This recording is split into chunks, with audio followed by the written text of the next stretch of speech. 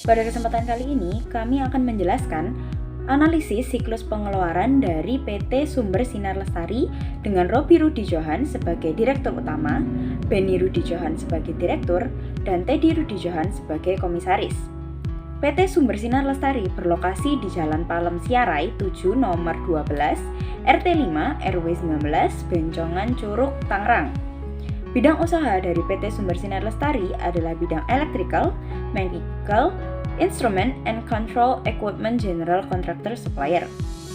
Kemudian proses bisnis siklus pengeluaran kas dari PT Sumber Sinar Lestari. Yang pertama, akan ada pengajuan permintaan pembelian. Pengajuan permintaan pembelian ini dimulai dari bagian penjualan, memberikan penjualan kepada bagian pembelian untuk melakukan pembelian yang sesuai dengan purchase order tersebut. Setelah mengajukan permintaan pembelian, maka perusahaan melakukan pemilihan pemasok. Pemilihan pemasok ini dimulai ketika bagian pembelian meminta surat permintaan penawaran harga atau SPPH, hingga pemasok memberikan surat penawaran harga atau SPH kepada perusahaan PT Sumber Sinar Lestari, di mana dari SPH tersebut akan diketahui bahwa pembelian tersebut akan dilakukan dengan down payment atau tanpa down payment. Setelah dilakukan pemilihan pemasok, maka perusahaan dapat melakukan pemesanan pembelian dan penerimaan barang. Kegiatan pemesanan pembelian dimulai ketika bagian pembelian membuatkan purchase order yang akan dikirim ke pemasok sesuai dengan perjanjian harga yang telah disepakati. Sedangkan kegiatan penerimaan barang ini dimulai ketika bagian pembelian menerima barang, mengecek kesesuaian barang yang diterima, hingga membuat bukti terima barang atau BTB. Setelah melakukan kegiatan pemesanan pembelian dan penerimaan barang, selanjutnya akan dilakukan pencatatan hutang dan pengeluaran kas. Pencatatan utang dan pengeluaran kas atas pembelian dan pengeluaran kas ini dimulai ketika bagian pembelian menerima kwitansi dari pemasok hingga membuat tanda terima kwitansi yang akan diberikan kepada pemasok. Surat-surat tersebut akan diberikan kepada bagian keuangan untuk dilakukan cross-check dan melakukan pembayaran atas pasokan barang yang telah diterima hingga dipuaskan bukti pengeluaran bank oleh bagian keuangan. Berikutnya, aktivitas yang perlu diperbaiki dalam siklus pengeluaran kas pada PT Sumber Sinar Lestari itu ada dua aktivitas, yakni aktivitas pemesanan pembelian dan penerimaan barang, serta aktivitas pencatatan hutang dan pengeluaran kas. Nah, untuk aktivitas yang pertama, yakni aktivitas pemesanan pembelian dan penerimaan barang, terdapat beberapa elemen yang memang perlu diperbaiki. Nah, yang pertama adalah elemen manusia. Pada PT Sumber Sinar Lestari, permasalahannya terletak pada pemisahan tugas pada divisi. Salah satunya yakni adanya rangkap tugas yang dapat memicu terjadinya fraud di masa depan. Kemudian elemen kedua yakni elemen prosedur. PT Sumber Sinar Lestari itu memiliki prosedur yang kurang efektif. Hal ini nantinya dapat menimbulkan terjadinya kesalahan dalam spesifikasi pesanan, penerimaan barang yang rusak atau cacat, serta kelebihan atau kekurangan stok yang tidak terdeteksi. Kemudian, pada elemen ketiga yakni elemen teknologi, PT Sumber Sinar Lestari itu belum memanfaatkan teknologi dalam aktivitas ini. Nah, hal ini nantinya dapat menimbulkan terjadinya penggelapan barang dan akan berdampak pada elemen manusia serta prosedur yang dimiliki.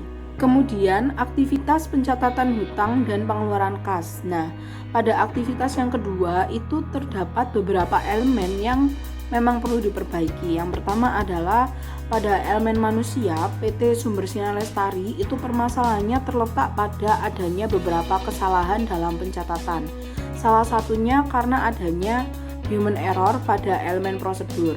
Kemudian PT Sumber Sinar Lestari itu juga berpotensi memiliki kesalahan atau ketidaksesuaian dalam tahapan proses pengeluaran kas dan pencatatan hutang karena kurangnya keefektifan dari prosedur yang digunakan.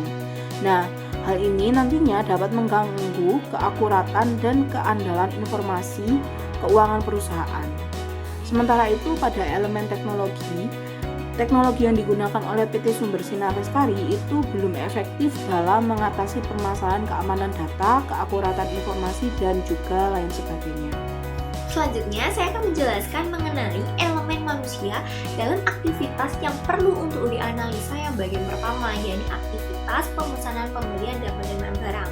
Nah, kalau kita ingat bahwa dalam suatu sistem informasi akuntansi, ini kan terdiri dari 3 elemen utama, ada elemen manusia, elemen prosedur, dan teknologi. Jadi, pada kesempatan ini saya akan membahas elemen manusia pada aktivitas yang pertama. Jadi kalau kita mau tahu sebenarnya elemen manusia yang dimaksud dalam aktivitas itu siapa sih? Pihak mana sih? Jadi pihaknya itu adalah elemen manusianya itu adalah divisi pembelian itu sendiri. Jadi divisi pembelian di sini tugasnya adalah untuk melakukan aktivitas. Aktivitas apa? Ya melakukan aktivitas pemesanan, pembelian, dan juga penerimaan barang. Nah, tentu saja kalau misal dalam suatu aktivitas tersebut itu dilakukan oleh suatu divisi yang sama, sedangkan sebenarnya aktivitas itu adalah bisa dibilang sebagai 2 aktivitas yang dijadikan satu bagian. Nah, ini karena dari perusahaan itu masih kurang baik, makanya harus kita perbaiki. Untuk itu, pasti akan ada resiko. Nah, resiko-resiko yang mungkin terjadi dari elemen manusia ini tuh apa? Jadi, kemungkinan sekali karena dia itu tidak adanya pemisahan tugas ya, tidak ada pemisahan tugas antara untuk aktivitas pemesanan pembelian ataupun untuk aktivitas yang penerimaan barang. Nah, tidak ada pemisahan, otomatis kan mungkin saja terjadi berbagai risiko. Nah, risikonya itu apa? Jadi kayak risikonya mungkin penggelapan barang karena diambil oleh karyawannya ataupun terjadi kesalahan hitung oleh manusia. Nah, maka dari itu perlu ada strategi, perlu ada penyelesaian bagaimana sih cara mencegah ataupun meminimalisir dari kecurangan-kecurangan atau fraud yang mungkin terjadi akibat aktivitas ini yang dilakukan oleh elemen manusia.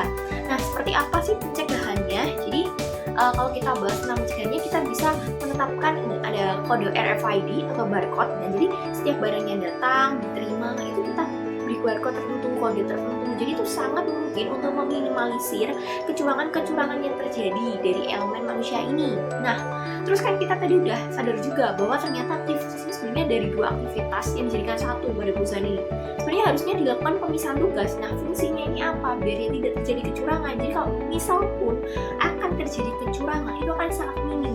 Karena apa? Harus bekerja sama. Dan itu kan kemungkinannya itu kalau kita benar-benar udah kayak merekrut karyawan yang baik, yang punya kayak kita latih sendiri lah, itu kan pasti kayak akan meminimalisir risiko tersebut. Jadi kecurangan ataupun penggelapan dan lain-lain itu pasti akan lebih sulit untuk dilakukan seperti itu. Berikutnya, saya akan menjelaskan mengenai elemen teknologi dari aktivitas pemesanan, pembelian, dan penerimaan barang. Perusahaan Sumber Sinar Lestari belum memanfaatkan teknologi dalam aktivitas pemesanan, pembelian, dan penerimaan barang. Mereka masih menggunakan sistem manual dengan tenaga manusia, sehingga masih besar kemungkinan kesalahan atau risiko yang terjadi. Risiko yang mungkin terjadi pada aktivitas ini terkait dengan elemen prosedur, sama seperti risiko yang mungkin terjadi pada elemen manusia, yakni berupa penggelapan barang. Untuk mengatasi risiko tersebut, dengan teknologi dapat diintegrasikan pemanfaatan sistem keamanan dan pemantauan fisik dengan menggunakan CCTV, penggunaan barcode atau RFID, dan memanfaatkan sistem manajemen gudang berbasis komputer. Dengan menggunakan barcode atau RFID, maka setiap kali barang masuk atau keluar dari gudang dapat didokumentasikan secara otomatis. Dampak yang mungkin terjadi dari pemanfaatan teknologi terhadap elemen manusia adalah peningkatan efisiensi, penurunan tingkat kesalahan, pelatihan dan adaptasi terhadap teknologi, dan penurunan jumlah tenaga kerja yang diperlukan. Kemudian, untuk elemen prosedur akan berdampak pada penguatan pengendalian internal dalam integrasi sistem, peningkatan transparansi dan pelacakan sehingga dapat memantau status pesanan, lokasi barang, dan memastikan ketersediaan barang yang tepat waktu. Selanjutnya, saya akan menjelaskan mengenai elemen manusia dari aktivitas pencatatan hutang dan pengeluaran kas. Pihak yang dominan terlibat adalah bagian keuangan. Peran bagian keuangan pada aktivitas ini adalah untuk melakukan cross-check dan melakukan pembayaran atas pasokan barang yang diterima hingga pembuatan bukti pengeluaran bank. Risiko yang dapat terjadi pada aktivitas dan elemen manusia ini adalah terjadinya kesalahan pencatatan atas transaksi akibat human error, khususnya dalam pencatatan hutang akibat akumulasi pembayaran, risiko pembayaran atas barang yang sebenarnya tidak diterima, pembayaran duplikat, dan pencurian kas. Risiko yang mungkin terjadi ini dapat diatasi dengan yang pertama, Untuk resiko kesalahan pencatatan atas transaksi akibat human error khususnya dalam pencatatan hutang akibat akumulasi pembayaran dapat diatasi dengan membuat sistem yang membantu proses pencatatan di mana transaksi yang terjadi dapat langsung tercatat oleh sistem dan akan dapat ditampilkan pada saat 1 minggu sebelum tanggal 1 tempo. Atau secara singkat, membuatkan sebuah sistem informasi yang terkomputerisasi dengan akses terbatas untuk pengguna tertentu. Yang kedua, untuk risiko pembayaran barang yang sebenarnya tidak diterima dapat dicegah dengan melakukan pensyaratan agar seluruh faktur pemasok dicocokkan dengan dokumen pendukung yang diakui baik oleh bagian penerimaan barang dan pengendalian persediaan. Kemudian yang ketiga, untuk risiko pencurian kas, pencegahan yang dapat dilakukan dengan melakukan pengamanan fisik atas cek kosong dan mesin penanda tangan cek. Pengendalian akses, mensyaratkan tanda tangan rangkap pada cek yang dalam jumlah besar, melakukan rekonsiliasi rutin, dan melakukan audit kejutan untuk kas kecil. Oke, selanjutnya saya akan menjelaskan mengenai elemen prosedur dari aktivitas pencatatan hutang dan pengeluaran kas. Nah, lalu bagaimana sih alur dan prosedur aktivitas dalam proses bisnis tersebut? Nah, jadi yang pertama adalah dilakukan penerimaan kwitansi dari pemasok. Di sini, bagian pembelian menerima kwitansi atau bukti pengeluaran dari pemasok setelah barang diterima.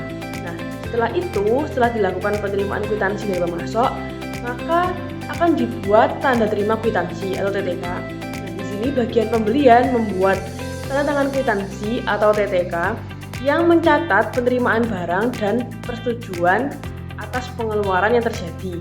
Nah, setelah dilakukan pembuatan kwitansi tersebut, akan dilakukan cross-check oleh bagian keuangan. Nah, di sini dokumen yang sudah diterima akan diserahkan kepada bagian keuangan untuk dilakukan cross-check terhadap informasi yang tercatat dalam pembayaran yang seharusnya. Nah, setelah dilakukan cross-check oleh bagian keuangan, maka akan dilakukan pembayaran oleh bagian keuangan. Nah, di sini setelah diverifikasi, bagian keuangan ini pastinya akan melakukan pembayaran kepada pemasok dan setelah itu akan dilakukan pembuatan bukti pengeluaran bank. Nah, di sini bagian keuangan itu membuat bukti pengeluaran bank sebagai bukti bahwa pembayaran kepada pemasok telah dilakukan.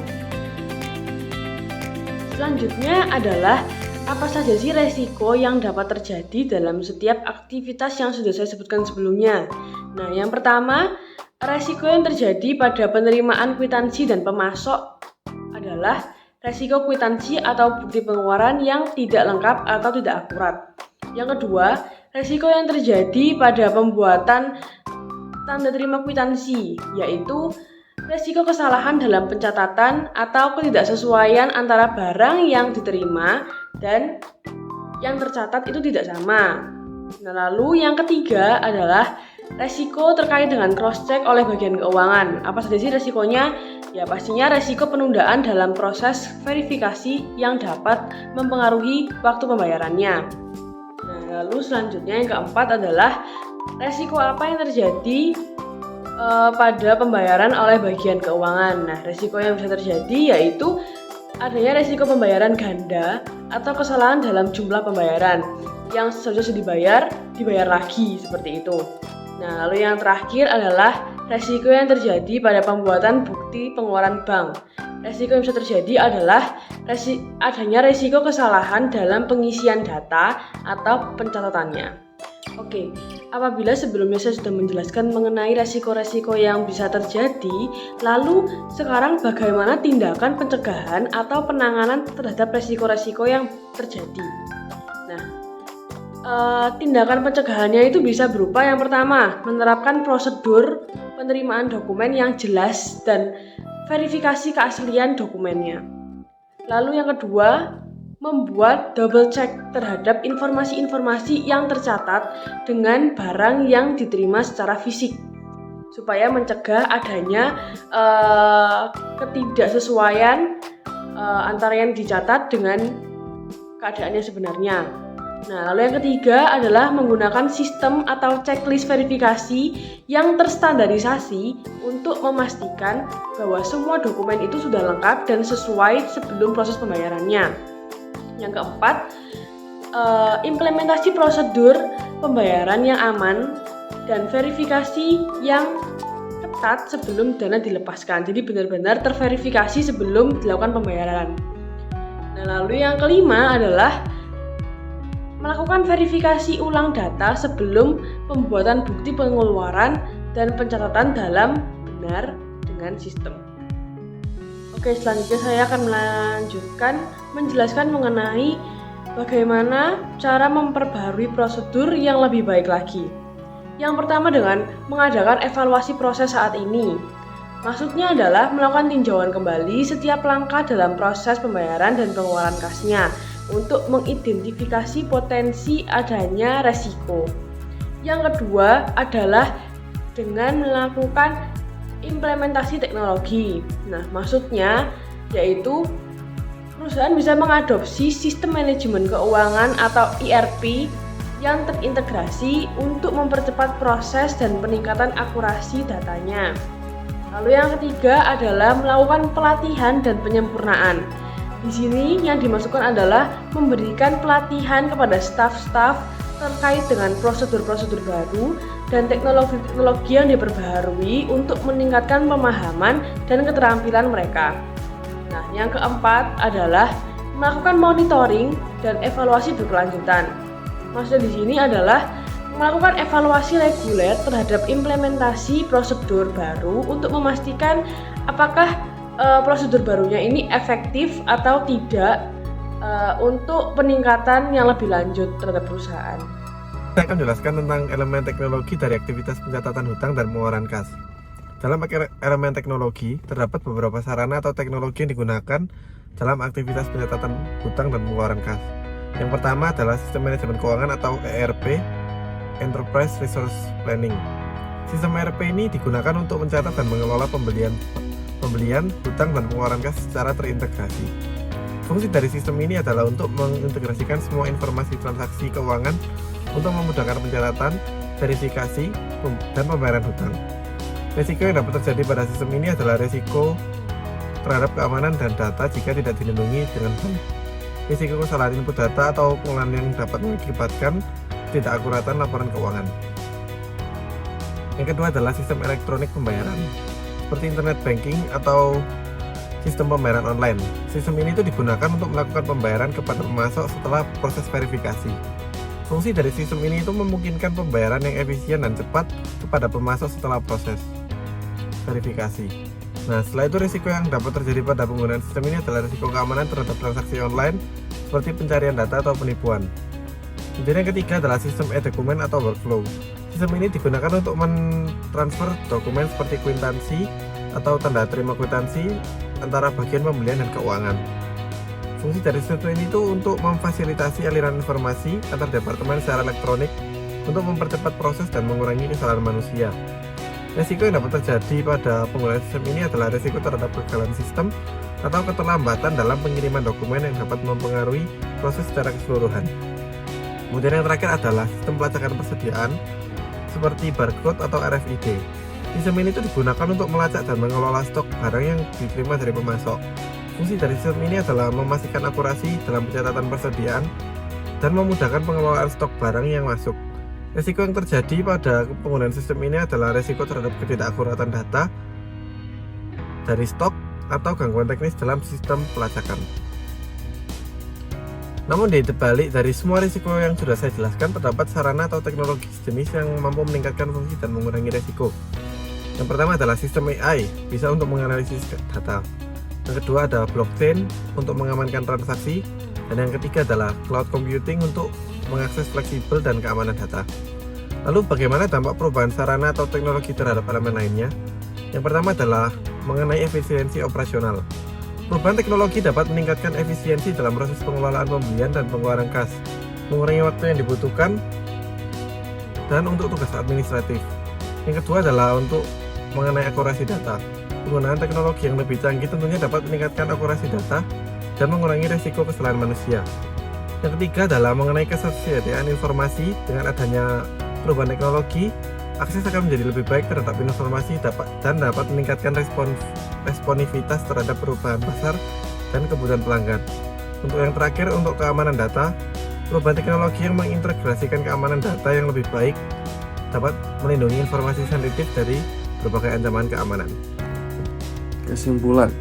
Untuk kesimpulan siklus pengeluaran kas dari PT Sumber Sinar Lestari diawali dengan 4 aktivitas utama, yaitu pengajuan permintaan pembelian, pemilihan pemasok, pemasaran pembelian, dan penerimaan barang, serta pencatatan hutang dan pengeluaran kas. Aktivitas yang diperbaiki adalah aktivitas pemasaran pembelian dan penerimaan barang, serta aktivitas pencatatan hutang dan pengeluaran kas. Proses dimulai dengan purchase order dari bagian penjualan kepada bagian pembelian. Selanjutnya, bagian pembelian meminta surat permintaan penawaran harga atau SPPH dari pemasok dan menerima surat penawaran harga SPH. Setelah itu, bagian pembelian membuat purchase order yang dikirimkan ke pemasok dan barang diterima serta dicek kesesuaiannya sebelum dibuatkan bukti terima barang BTP. Terakhir, bagian pembelian menerima kwitansi dari pemasok, membuat tanda terima kwitansi atau TTK, dan dokumen tersebut diserahkan kepada bagian keuangan untuk cross-check dan pembayaran, yang kemudian diikuti dengan pembuatan bukti pengeluaran bank. Analisis dokumen menunjukkan beberapa risiko yang perlu diatasi untuk meningkatkan efisiensi dan keamanan proses, seperti risiko kecurangan, kesalahan pencatatan, dan keamanan data. Untuk mengatasi risiko ini, disarankan adanya pemisahan tugas antara divisi pembelian dan penerimaan barang, serta pemanfaatan teknologi seperti barcode, RFID, dan sistem manajemen keuangan terkomputerisasi. Penggunaan teknologi ini dapat meningkatkan efisiensi operasional, mengurangi waktu yang dibutuhkan untuk tugas administratif, meningkatkan akurasi data, dan mengurangi risiko kesalahan. Evaluasi dan pembaruan prosedur secara berkala, pelatihan bagi staf, serta monitoring dan evaluasi berkelanjutan juga direkomendasikan untuk memastikan efektivitas implementasi prosedur baru untuk mengurangi kesalahan manusia. Nah, langkah-langkah ini diharapkan PT Sumber Sinar Lestari dapat meningkatkan pengelolaan siklus pengeluaran kasnya, mengurangi risiko, dan memaksimalkan efisiensi operasional perusahaan. Terima kasih.